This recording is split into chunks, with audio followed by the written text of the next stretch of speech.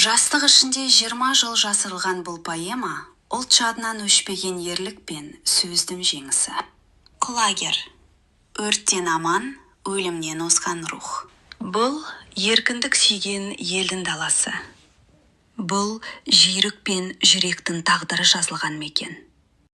Тұсында сері болсын, пері болсын, ұнайды өмірімен ақан маған. Ақан серіге кең көлемде мінездеме берген.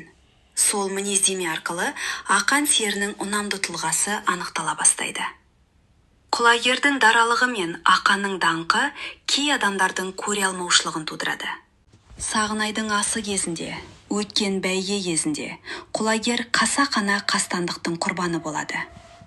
Бұл оқиға ақан серінің жанын күйретіп, оның ішкі трагедиясын, әділетсіздікке қарсы наласын ашады.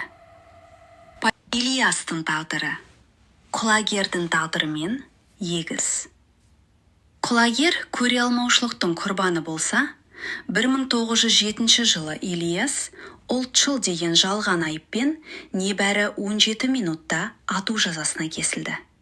Жойылуға тиіс болған құлагер жыры Сапарғали Бегалинің жанқиярлық арқасында жастық ішінде 20 жыл сақталып, бүгінде аман жетті. Бұл үзілген ғұмырдан да биік, жеңілмеген рухтың мәңгі айғағы. Бұл поэма күншілдіктің, әділетсіздіктің, қоғамдық қасіреттің айнасы. Бүгінде құлагерлер бар. Олар озық ойлы, ерекше қабілетті, алға ұмтылған жандар. Ильяс Жансүгіров құлагер арқылы бізге сұрақ қояды. Біз талантты қорғай аламыз ба?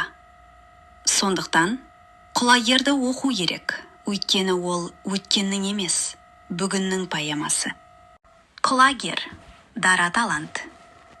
Қастандық, көре алмаушылықтың көрінісі.